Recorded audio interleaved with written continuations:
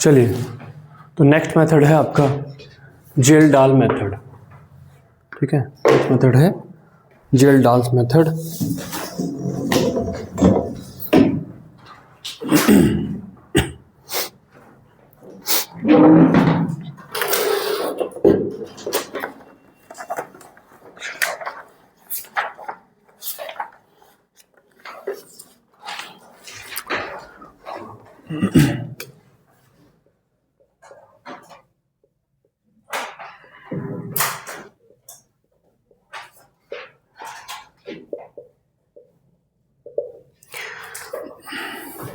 तो इसमें लिखिए पहले थोड़ा सा, this method is simpler and convenient.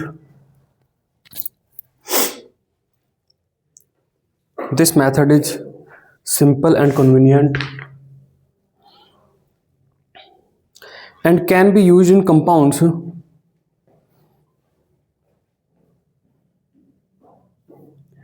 and can be used in compounds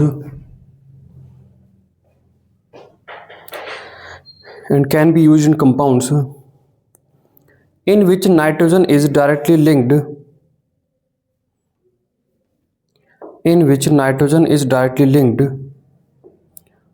to carbon and hydrogen.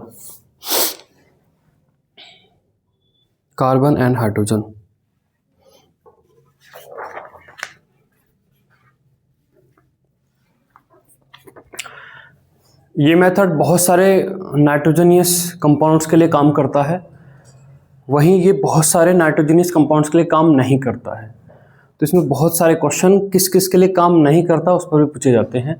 तो ये किस किस के लिए यूज नहीं हो सकता, तो लिखिए this method can not be used for this method can not be used for. तो देखिए इस तरीके के नाइट्रोसो कंपाउंड के लिए, है ना, नाइट्रो कंपाउंड के लिए, नाइट्रो कंपाउंड पे फेल हो जाता है, नाइट्रोसो पे भी फेल हो जाता है, N double bond O,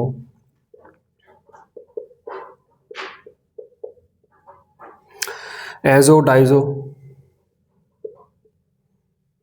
N double bond N, azo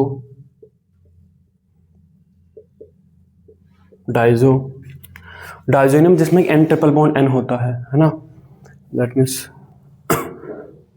ये वाला भी बना ही देता हूँ मैं।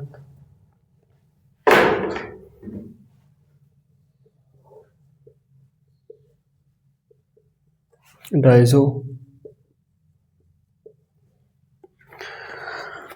Oximes,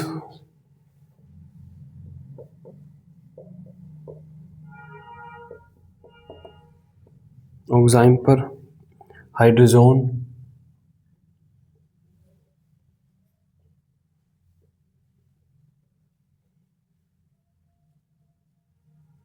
hydrazone, 2 degree cyclic amine,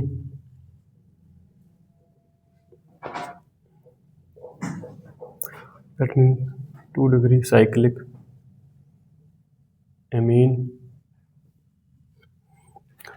प्रिडीन,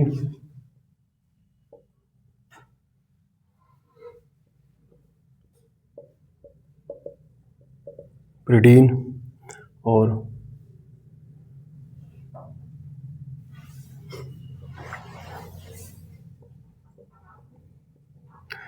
quinoline.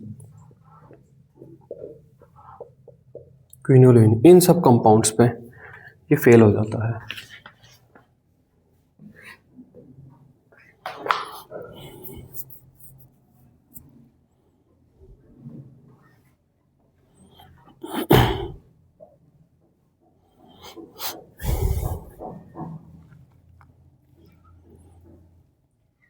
ये 3 डिग्री पे चल जाएगा। हाँ, जो ये लिखे हैं इसके अलावा बाकी पे 2 डिग्री भी साइक्लिक है, साइक्लिक वाले पे। अब इसी में एच की जगह आर लगाओ तो चल जाएगा।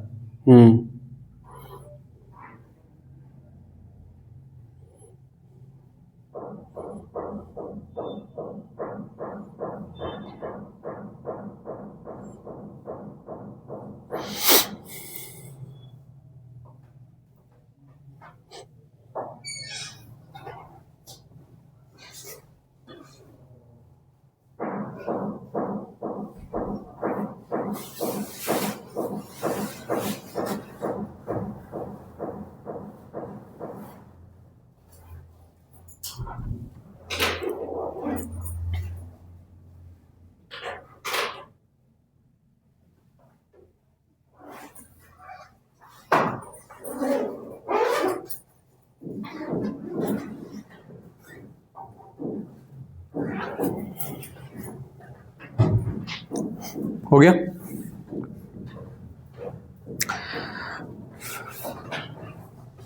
चलिए इस मेथड का प्रिंसिपल क्या है, तो देखिए यहाँ पर जो भी आपके पास ऑर्गेनिक कंपाउंड जिसमें नाइट्रोजन है, उसको जब कंसंट्रेट H2SO4 के साथ हीट करते हैं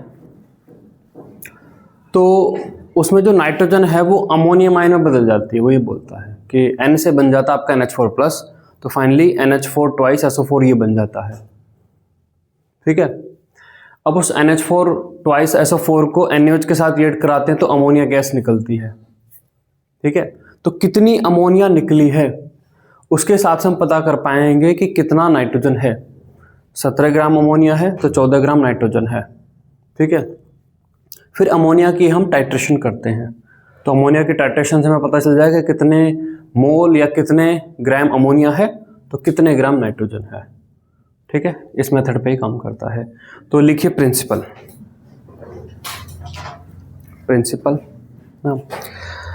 this method is based on the fact that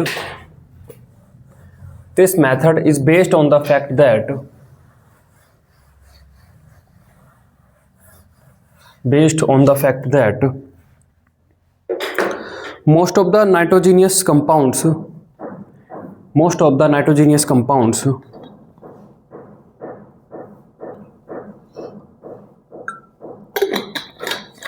when heated with concentrate sulfuric acid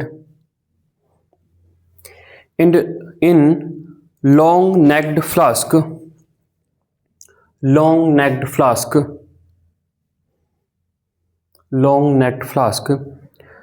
called Geldahl flask। Round bottom में एक फ्लास्क होता है जिसकी नेक लॉन्ग है, उसको जेल्डाल फ्लास्क बोलते हैं। Flask in the presence of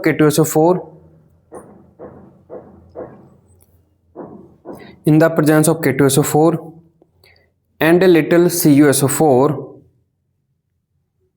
a little CuSO4 comma its nitrogen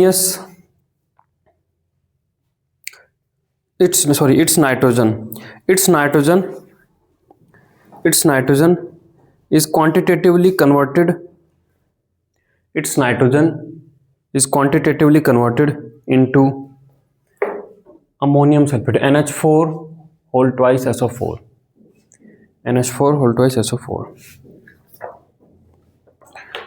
ठीक है, तो देखिए यहाँ पर ऑर्गेनिक कंपाउंड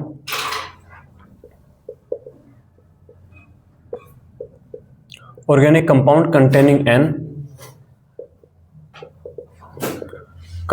N, इसकी रिएक्शन हम करते हैं कंसंट्रेट H2SO4 और साथ में थोड़ा सा K2SO4 और CuSO4 भी हम यहाँ पर डाल कर रखते हैं और आपका ये बन जाता है NH4 ट्वाइस SO4। ये आपका बन जाता है, मतलब जितना भी नाइट्रोजन है वो अमोनियम आयन में बदल गया है। ठीक है, देखिए इसको।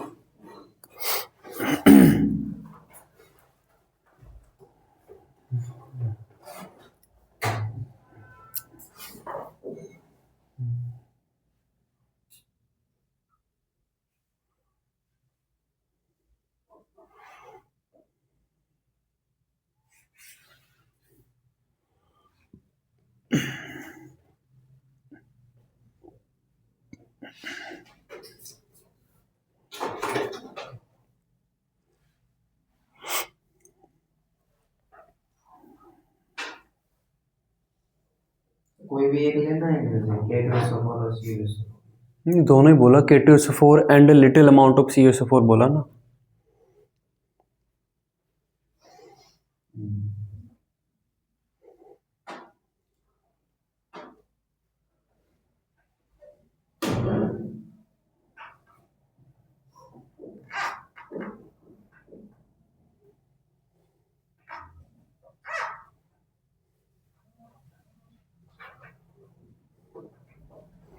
ठीक है, अब ये बन गया है।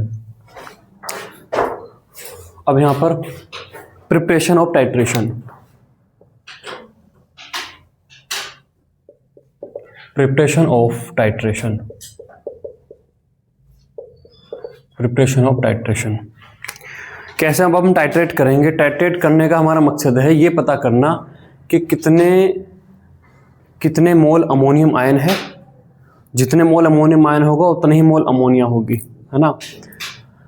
तो आप कैसे पता करोगे कि यहाँ पर जो ये बना है पूरे उसके अंदर ये, उसमें तो सब पड़ा हुआ होगा ना, ऑर्गेनिक कंपाउंड होगा, कंस्टेंट H2SO4 होगा, ये सब जो है एक फ्लास्क के अंदर पड़ा हुआ होगा ना। ये अलग से थोड़ा ना कि निकल के आ गया होगा हाथ में। अगर निकल के हाथ में आ जाए तो हम तो तोल लेंगे ना, उसको तोल लेंगे, पता चल जाएगा। ये सब का सब ये मतलब ये तो पूरा खत्म हो गया होगा, चलो ये खत्म हो गया होगा, लेकिन ये तो हमने एक्सेस में लिया ना। जो H2SO4 लिया है, हमें थोड़ा ना पता कि कितना H2SO4 लगेगा, तो हम जानबूझ के एक्सेस में ही लिया हुआ होगा, एक्सेस में लिया हुआ होगा। उसमें फिर ये K2SO4 CSO4 ये भी पड़े हुए होंगे। और हाँ N बदला है, लेकिन उसका नाइट्रोजन तो खत्म हो गया है, ठीक है। ऑर्गेनिक कंपाउंड भी होगा, कुछ कुछ पड़ा होगा, और ये भी होगा, मतलब ये होगा, ये सब होंगे, ये होगा, इसका भी कुछ होगा, एक फ्लास्क में पड़ा है। आपका टास्क है ये पता करना कि कितने मोल अमोनियम आयन बना है। जितने मोल अमोनियम आयन है उतना ही अमोनिया है ना। तो क्या करेंगे, कैसे टाइट्रेट करें? हम यहाँ पर क्या करते हैं, उसमें NaOH डालते हैं। अब NaOH भी हम एक्सेस में डालेंगे, क्योंकि वहाँ पर कुछ H2SO4 भी बचा हुआ हो सकता है। तो जब यहाँ पर NaOH डाला जाता है, NaOH अमोनियम आयन को तोड़ देता है। जो अमोनियम आयन होते हैं उनको NaOH तोड़ देता है और तोड़ के बना देता है अमोनिया। पहली चीज़ तो हम ये करेंगे, ठीक है, समझ में आए? तो लिखिए, पहला लिखिए, the NH4 twice SO4 so obtained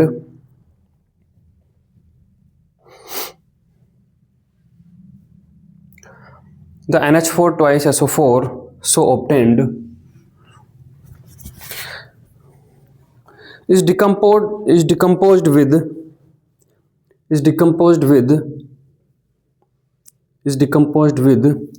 excess of NaOH solution to give NH3 तो देखिए यहाँ पर ये रिएक्शन होती है। जो एक्सेस है वो कंसंट्रेटेड H2SO4 वगैरह को भी खत्म कर देगा, वो तो बात की अलग की बात है, उससे तो हमें मतलब नहीं है। हमें मतलब है कि जो वहाँ पर अमोनियम सल्फेट होगा उससे क्या बनता है। तो यहाँ पर देखिए NH4 twice SO4 ammonium sulphate होगा। आपने यहाँ पर NaOH लिया है और NaOH एक्सेस में लिया है, ठीक है। एग्जैक्ट क्वांटिटेटिवली नहीं हम ले सकते, क्योंकि हमें नहीं पता कितना अमोनियम सल्फेट है। हीट कर रहे हैं यहाँ पर, और यहाँ पर आपका Na2SO4 प्लस आपका 2 times ऑफ NH3 गैस, और प्लस आपका 2 times ऑफ H2O। ये आपका यहाँ पर बनता है, ठीक है, ये आपका यहाँ पर बनता है। लिखिए पहले,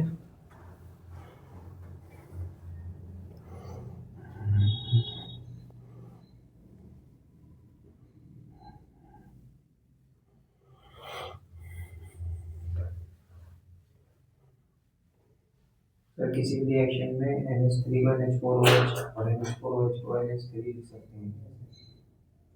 NH4OH को NH4OH को आपने बताया था एक ही बात होती है दोनों। हाँ, अगर वो पानी में अमोनिया को अगर पानी में डिसोल्व किया जाए तो अमोनियम हाइड्रोक्साइड ये बनता है। तो कहीं एसिड बेस रिएक्शन अगर करवानी हो अमोनिया से है तो वो वही हम NH4OH रख के लिख के कर सकते हैं।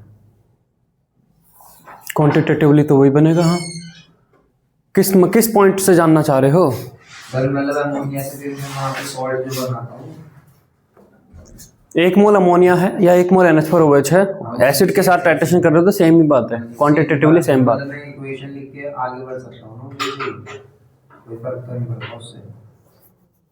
समझ में नहीं आ रहा क्या है एग्जैक्ट, जब क्वेश्चन होगा वो बताना। हाँ तब बताना एग्जैक्ट किस पॉइंट से जानना चाह रहे हो, है ना। अब यहाँ पे देखिए आपके पास अमोनिया बन गई है, ये अमोनिया गैस फेज में आपके पास ही निकली है ना। अब इस अमोनिया को आप कैसे पता करोगे कि ये कितनी अमोनिया ये बेसिकली है, कितनी अमोनिया बेसिकली है ये, है ना। तो वॉल्यूम मेजर करना, वॉल्यूम वाले में भी ये है कि पहले तो आप इसे हीट कर रहे हो, यहाँ पर हीट करने पे वो अमोनिया निकल रही है, फिर वो ठंडी हो जाएगी, उसका वॉल्यूम बदल सकता है तो तुम ये कह रहे हो कि अमोनिया का मैं वॉल्यूम ले लूंगा, वॉल्यूम से बात करूंगा आगे, ये कह रहे हो ना? सब कोई ऐसा एब्जॉर्बेंट होता हो, एब्जॉर्बेंट का वेट बना देंगे।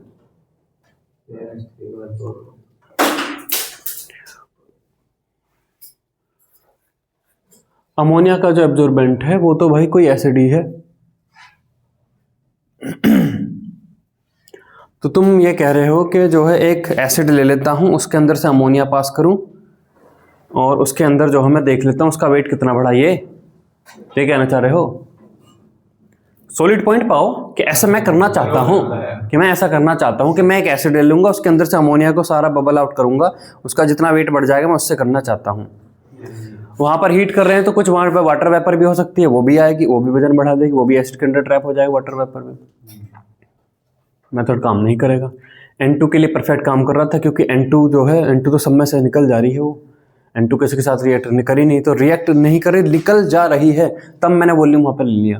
तो वजन बढ़ने वाला काम नहीं, वहाँ पे वॉल्यूम मैंने अलग ले लिया, है ना? तो यहाँ पर हम क्या करें?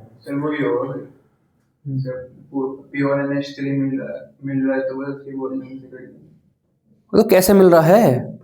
सारा चीज तुम्हारे सामने रखी है, ये बन रहा है।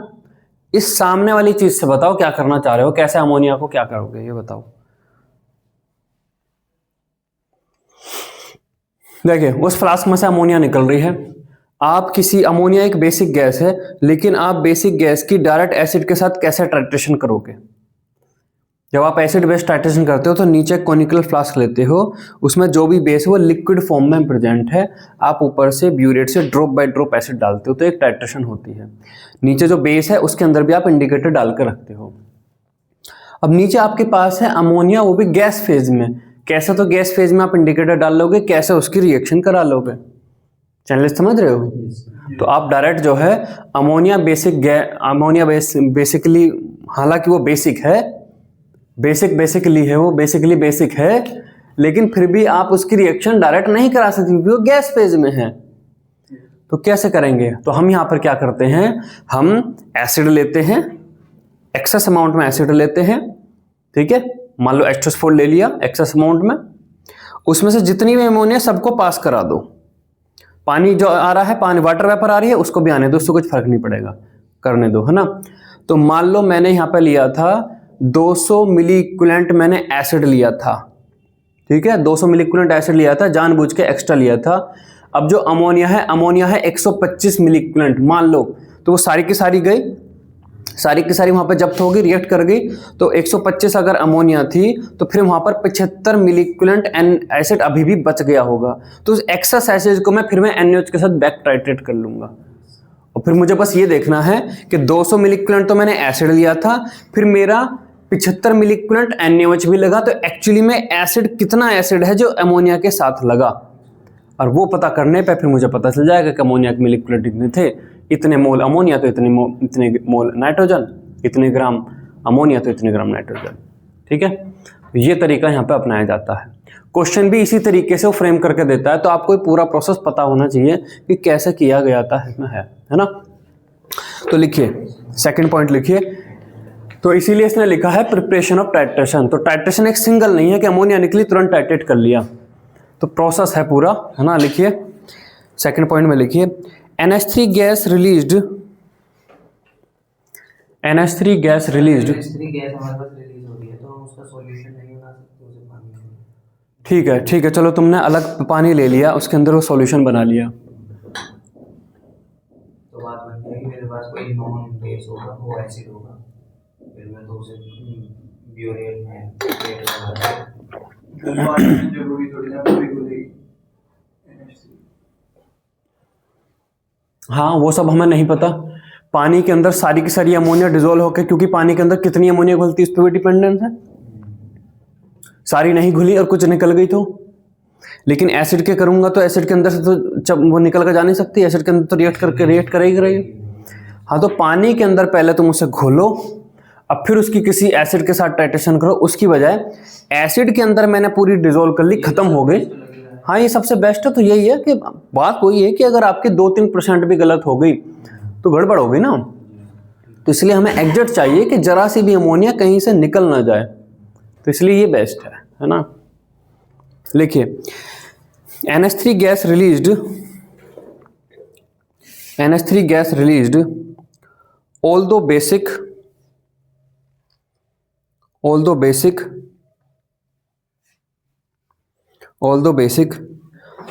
but cannot be directly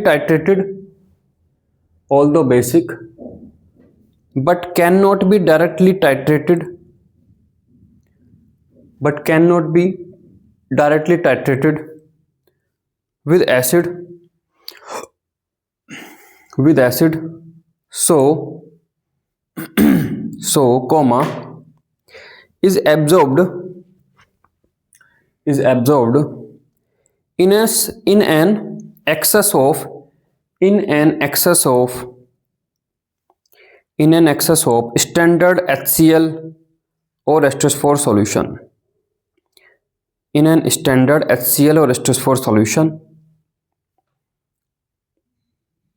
हम जानबूझ के उसको एक्सेस में लेते हैं जिससे कि सारी अमोनिया एब्जॉर्ब हो जाए, और इस सॉल्यूशन की मोलरिटी और वॉल्यूम हमें नॉन होगा पहले से, मतलब उसके मोलिक्यूलर हमें पहले से पता होंगे। तो ब्रैकेट में लिखिए molarity as well as volume is known. Molarity as well as volume is known, ठीक है, molarity as well as volume is known, ये हमें पता है। तो यहाँ पे हमने क्या बनाया है, तो यहाँ पर हमने देखिए मान लो हमने यहाँ पर लिया है H2S4, तो 2 टाइम्स ऑफ NH3 प्लस के H2SO4 और H2S4 ये हमने लिया है एक्सेस में, एंश्योर करते हुए कि सारी अमोनिया रिएक्ट कर जाएगी। M and V are known, इसके ये दोनों चीज़ें नॉन हैं। रिएक्ट कराया, रिएक्ट कराने के बाद यहाँ पर बन जाएगा NH4 ट्वाइस SO4, ये आपके पास बन जाएगा। अब ये उतना ही अमोनियम सल्फेट बना है जितना होना चाहिए। दैट में कोई सोचे जी अमोनियम सल्फेट तो यहाँ पे बन रहा था, यहाँ पे बना, फायदा क्या हुआ, यहीं पे क्यों नहीं कर लिया इसको, यहीं पे डायरेक्ट हम टाइट्रेट कर लेते जो हम यहाँ पे करने वाले हैं आगे, है ना। यहाँ पर अमोनियम सल्फेट बना, फिर उसको हमने NH के साथ कराया, ये बनाया, और इसको फिर अमोनियम सल्फेट बनाया। तो इस अमोनियम सल्फेट में और इस अमोनियम सल्फेट वाले जो बना है उसमें क्या अंतर है, पता है कोई वहां पे। अब हम इसको क्या कराएंगे, अब हम इसको बेस के साथ टाइट्रेट कराएंगे। ये वाला अमोनियम सल्फेट हमें पता लग जाएगा इसमें सर वॉल्यूम और मोलरिटी और वॉल्यूम पता है। देखिए अब हम यहाँ पे जो टाइट्रेट कराएंगे NaOH के साथ, वो इसके साथ नहीं कराएंगे, है ना, वो इसका जो बचा हुआ उसके साथ कराएंगे। ये वाला डायरेक्ट NaOH के साथ रिएक्ट नहीं करेगा, ये तो तब रिएक्ट करता है जब कंस्टेंट, जब हम NaOH और उसके साथ हीट भी करते हैं तब जाकर वो टूटता है ना। तो अब जो हमारे पास H2S4 बचा हुआ है उसके साथ हम टाइट्रेट कराएंगे, ठीक है। तो चलिए नेक्स्ट थर्ड लिखिए।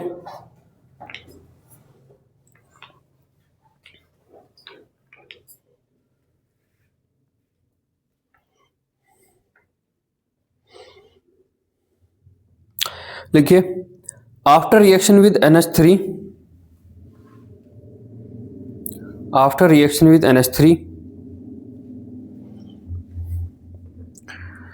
the residual mineral acid मतलब वही HCl H2S4 जो मैंने एक्सेस में लिया था उसका जो बच गया है, the residual mineral acid is now titrated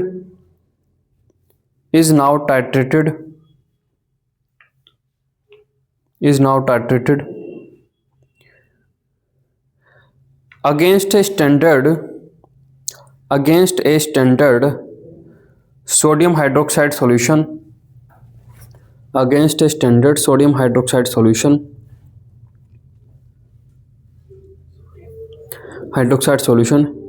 and thus the amount of HCl or H2S4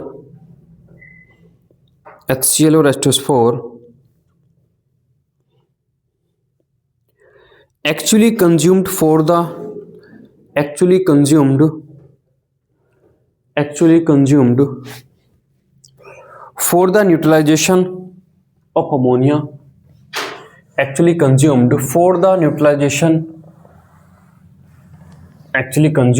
the neutralization of ammonia, is determined.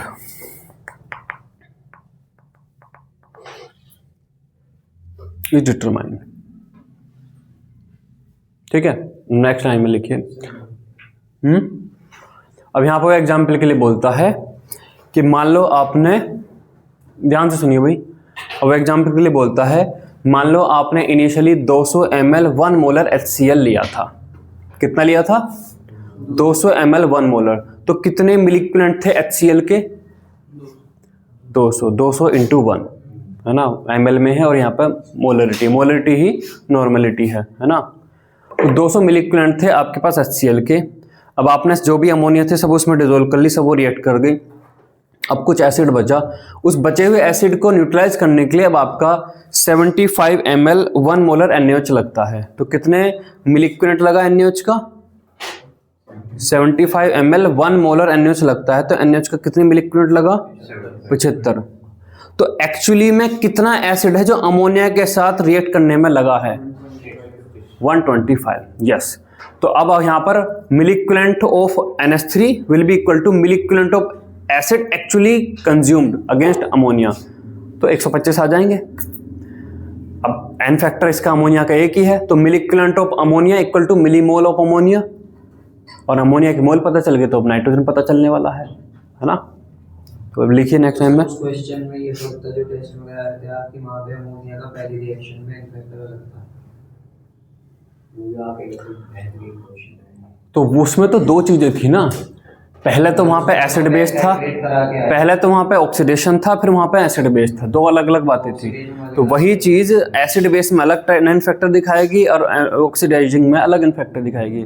Ammonia अगर एसिड बेस टाइट्रेशन में तो एन फैक्टर 1 दिखाएगी, कहीं पे आप उसे ऑक्सीडाइज कर रहे हो तो नाइट्रोजन -3 से कहाँ जा रहा है वो एन फैक्टर अलग दिखाएगी। तो इसलिए वो अलग अलग था। हम दोनों में ही 1-1 मान के चल रहे थे, इसलिए गड़बड़ हो रही थी वो, है ना। तो इसमें ये लिख लीजिए नेक्स्ट लाइन में, let 200 ml of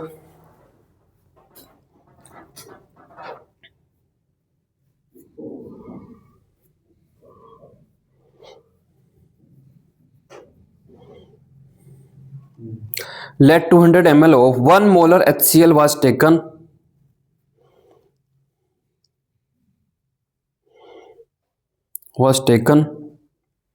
comma, after reaction with NaOH,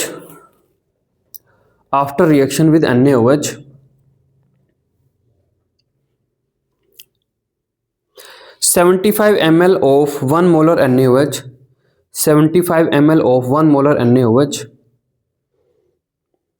was consumed.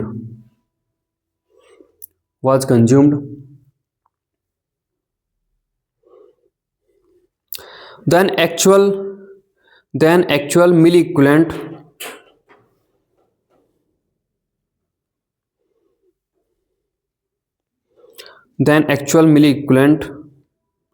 of acid consumed equal to then actual milliequivalent of acid consumed equals to। तो देखिए कितना हो जाएगा, 200 ml है, मोलरिटी 1 है और एन फैक्टर है 1।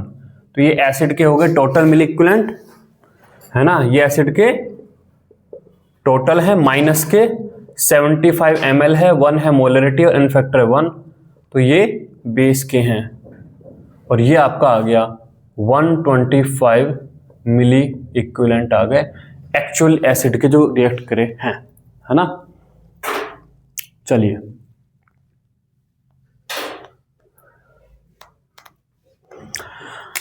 तो अब यहां पे देखिए मिली इक्विवेलेंट ऑफ NH3 बराबर होंगे milliequivalent of acid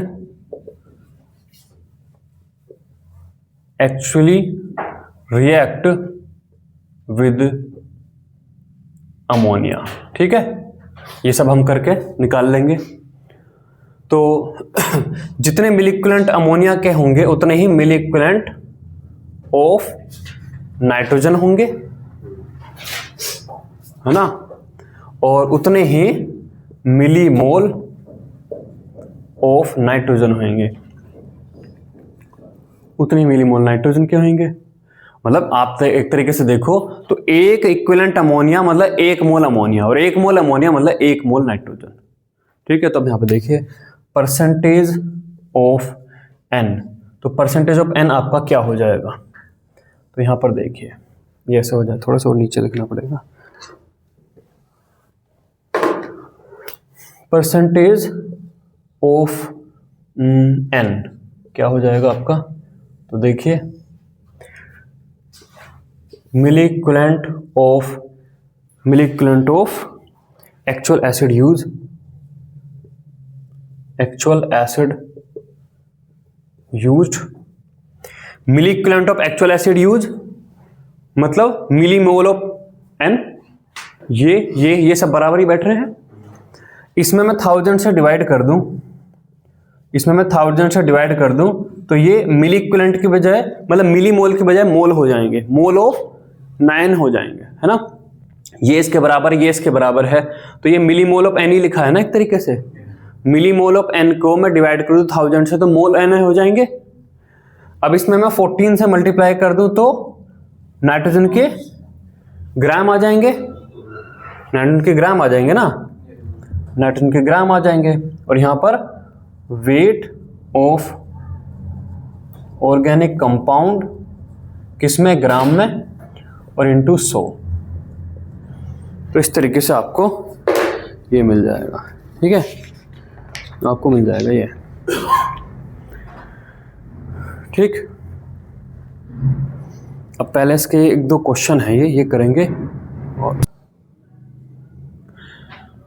next है एस्टिमेशन ऑफ हैलोजेंस, और इस मेथड का नाम है केरियस मेथड, ठीक है।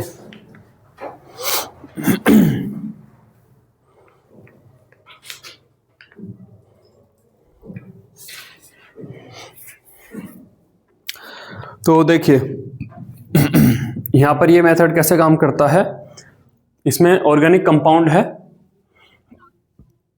लिख लिया भाई, हेडिंग लिख लिया। तो अब यहां पर सुनिए, ये मेथड ऐसे काम करता है कि जो भी ऑर्गेनिक कंपाउंड है हम उसमें HNO3 डालते हैं। क्या डालते हैं? कंसंट्रेट HNO3 डालते हैं, और साथ में हम यहां पर डालते हैं सिल्वर नाइट्रेट AgNO3। चल रहा है वो? हाँ। तो इससे वो बोलता है कि जो भी हैलोजन है, जो भी आपका X है, जो उसमें कोवेलेंटली बॉन्डेड था वो आयनिक हो जाएगा, X से X माइनस बन जाएगा, और वो X माइनस AgX बना लेगा। मान लो Cl था उसमें, तो Cl से Cl माइनस बन गया, और वो Cl माइनस AgCl बना लेगा। AgCl की फिर हम देख लेंगे, इतना AgCl है तो इतना Cl है, तो फिर कैलकुलेशन हम कर लेंगे, ठीक है। 1 मोल AgCl तो 1 मोल Cl, 1 मोल Cl का मतलब 35.5 है। इस टाइप से कैलकुलेशन करके परसेंटेज निकाल लेंगे। तो लिखिए AgCl ही क्यों बनाया? पीपीटी से हमें क्या मतलब, वेट में हम आंखों से थोड़ा ना देख रहे हैं, हमें तो वजन चाहिए। Ag के ही सॉल्ट क्यों बना रहा है, किसी और के क्यों नहीं बना ले रहा?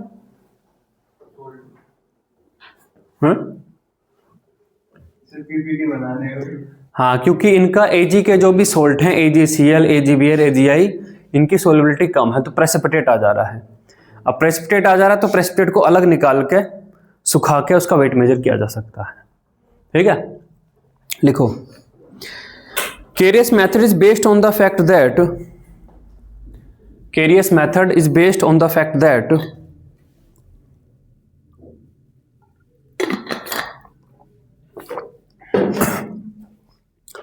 Carius method is based on the fact that when an organic compound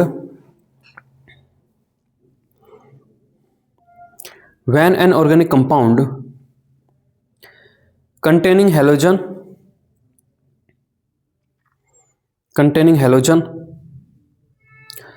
is heated in a sealed tube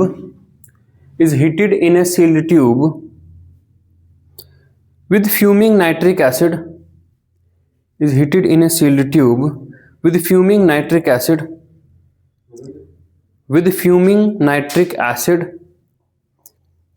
in presence of silver nitrate,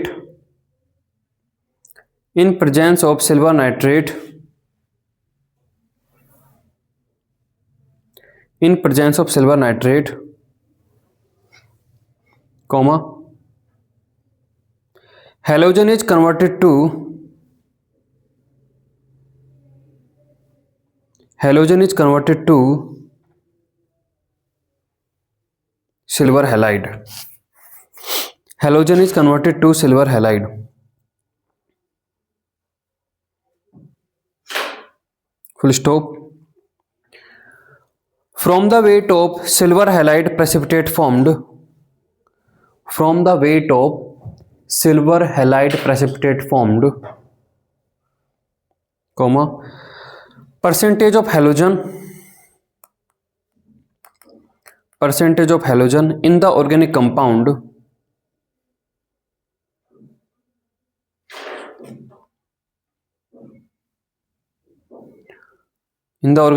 can be calculated.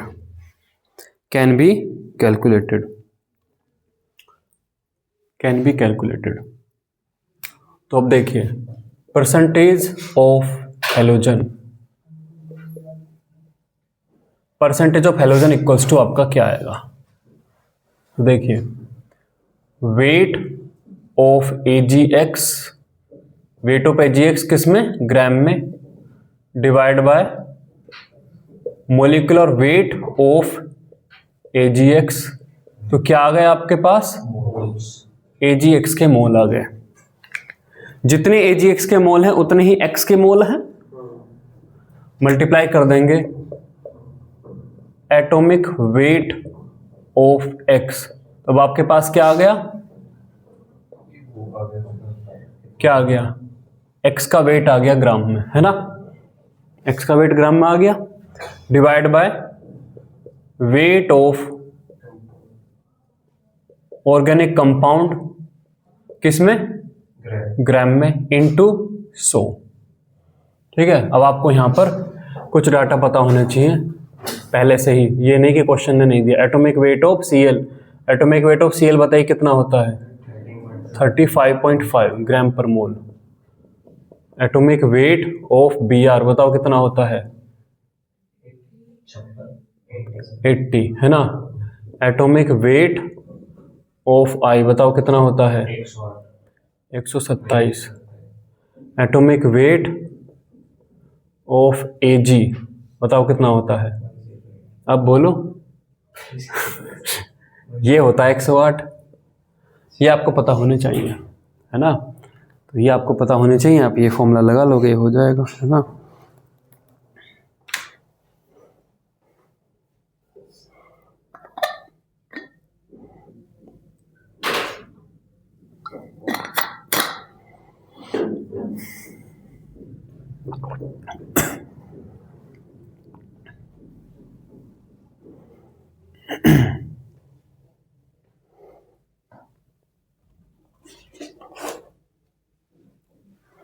इस चैप्टर में देखें तो ऐसा कुछ अफलातूनी है नहीं कुछ अलग से, लेकिन मैं अपने अनुभव से बताऊं तो 10 में से 2 टीचर हैं जो इसको बच्चों को पढ़ा देते हैं, वरना बाकी के लिए चैप्टर ही एग्जिस्ट नहीं करता, है ही नहीं ऐसा कोई चैप्टर।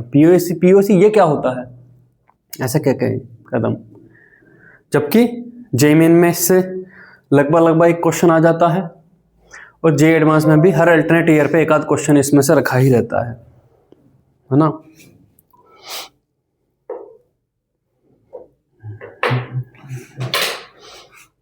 बहुत सारे टीचर्स बायोमोलिक्यूल नहीं पढ़ाते।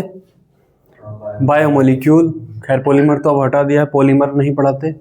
पॉलीमर उनके लिए कोई चैप्टर नहीं है ये तो ना ऑर्गेनिक केमिस्ट्री है। बायोमोलिक्यूल नहीं पढ़ाते, जबकि बायोमोलिक्यूल में से एक क्वेश्चन आएगा ही आएगा। हर टीचर ने अपने अपने कुछ स्ट्रॉन्ग चैप्टर से बना रखे हैं, यही होते हैं बस चैप्टर। मतलब उन्हें, जैसे मेरा एक जानने वाला भी है, तो वो उल्ट सुल्ट की चीज़ें बहुत पढ़ाता है ना? जो मतलब उल्ट सुल्ट की जो उस टॉपिक के अंदर चलता चला जाएगा, इसके अंदर बताओ ये, इसके अंदर ये। जैसे कि मतलब हम बात करें स्ट्रक्चरल आइसोमर में जो है 5 कार्बन 6 कार्बन तक के आप बना लो, लेकिन 10 कार्बन के बनवा रहा है, 10 कार्बन के बन रहे हैं तो बस गणा भाग वही करते हो, इधर जोड़ दिया 15 बन रहे हैं, 20 बन रहे हैं, 30 बन रहे हैं। ऐसे उल्ट सुल्ट के जिनमें टाइम वेस्ट होएगा।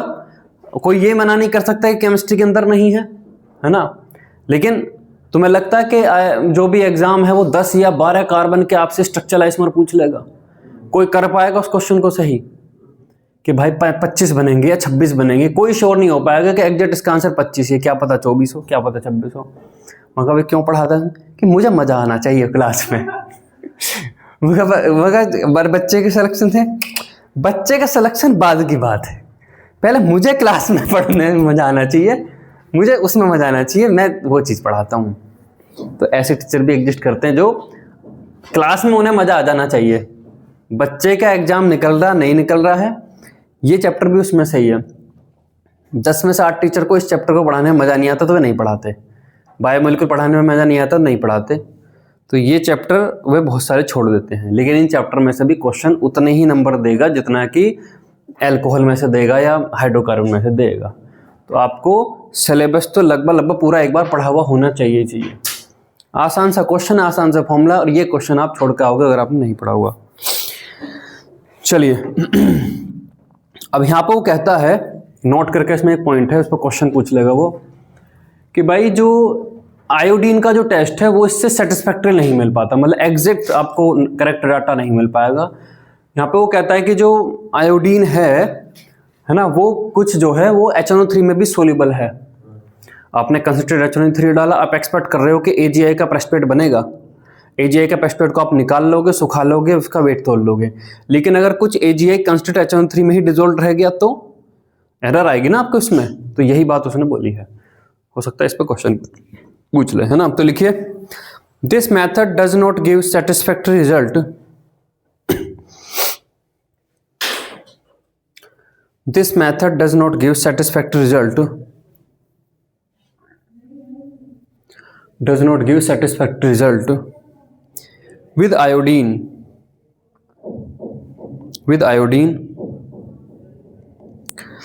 because silver iodide is slightly soluble,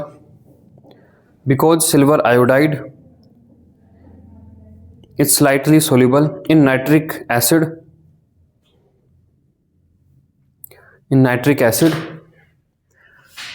and some molecular iodine is also produced,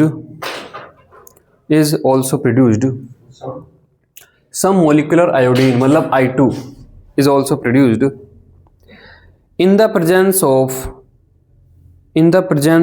excess of silver nitrate,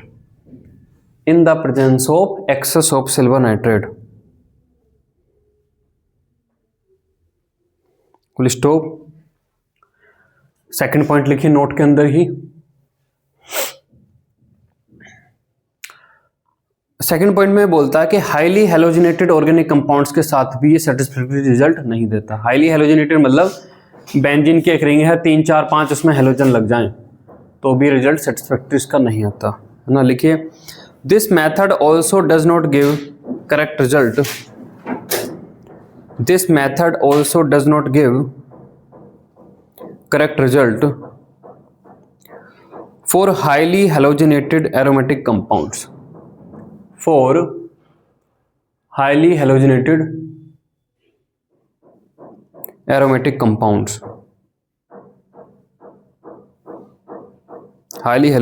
aromatic compounds।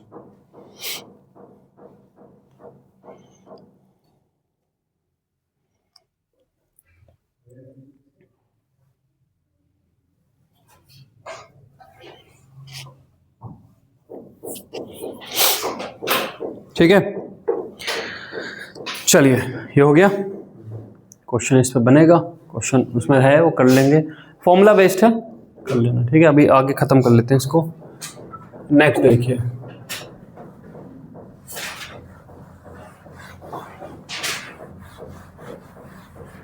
Estimation of sulphur, इसका भी केरियस मेथड है। एस्टिमेशन ऑफ सल्फर,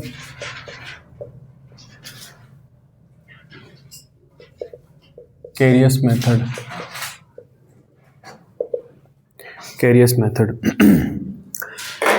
ये मेथड क्या बोलता है, इसमें अगेन यहाँ पे वो कहता है कि जब किसी ऑर्गेनिक कंपाउंड को मैं कंसंट्रेट HNO3 के साथ यहाँ पर हीट करता हूँ तो ऑर्गेनिक कंपाउंड में जो कंसंट्रेट HNO3 है वो एक ऑक्सीडाइजिंग एजेंट है ना।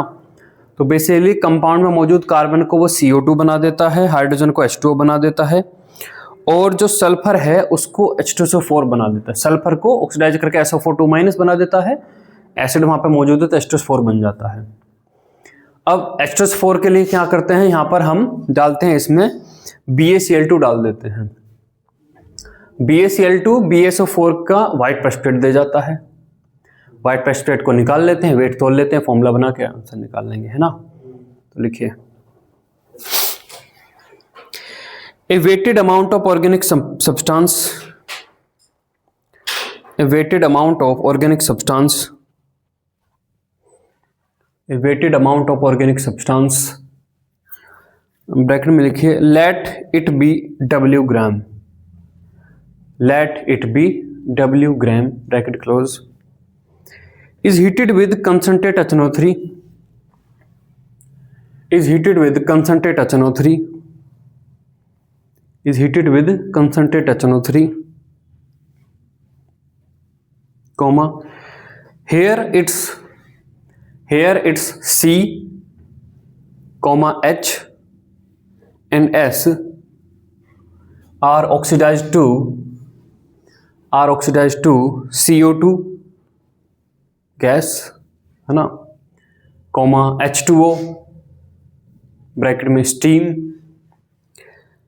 and H2SO4 respectively, and H2SO4 respectively, full stop. ठीक है। अब H2SO4 के लिए हम यहाँ पे क्या करते हैं, कहीं पर भी आपके पास सल्फेट आयन है तो सल्फेट आयन का टेस्ट है बेरियम क्लोराइड के साथ व्हाइट कलर का BaSO4 का प्रेसिपिटेट। ठीक है, तो अब इसमें नेक्स्ट लाइन में लिखिए now the content of the Carius tube, now the content of the Carius tube are transferred to a beaker,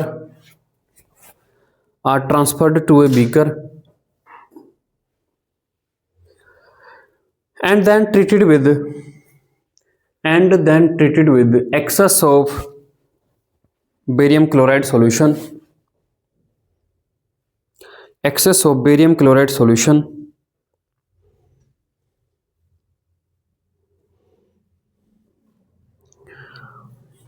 now whole of the sulfuric acid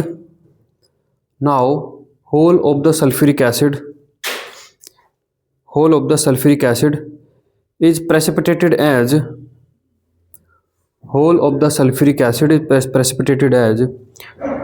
barium sulfate,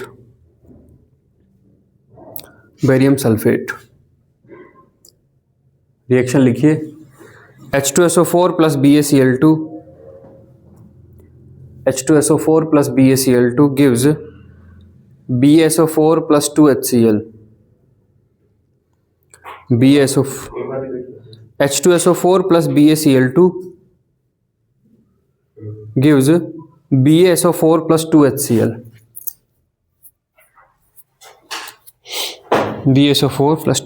है ना।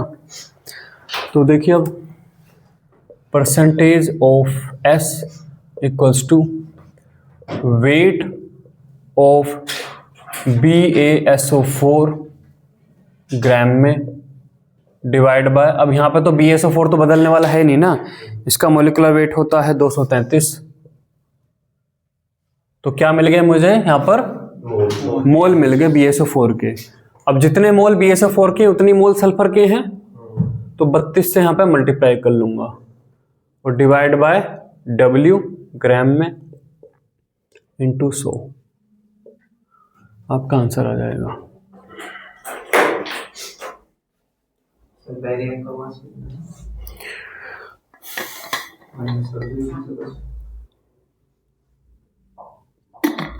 96 माइनस कर लो, 100 माइनस करो 133 में से जो 4 गए तो 129, अच्छा 137, हाँ 137 है। नेक्स्ट लिखिए estimation of oxygen,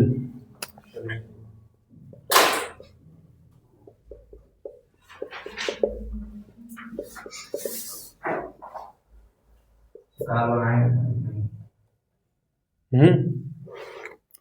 carbon hydrogen हो तो गए, carbon hydrogen, carbon hydrogen nitrogen, सबका निकाल दिया। हाँ यही हाँ, अब इसका यही है सबका, मतलब कि टोटल, मतलब 100 माइनस सब बाकी सबका परसेंटेज घटा दो। सर मतलब कि जो बनाई नहीं की इसका भी अलग से कुछ निकाल दो, होता ही नहीं है। किताबों ने तो ऐसे लिखा, किताबें तो ऐसे ही बोलती हैं। सिलेबस में तो आंसर कुछ नहीं आया।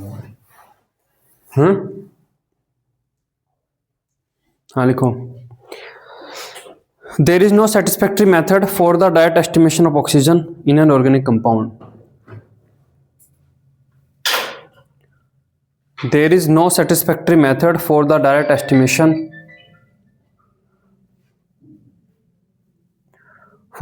estimation of oxygen in an organic compound. There is no satisfactory method for direct estimation of oxygen in an organic compound.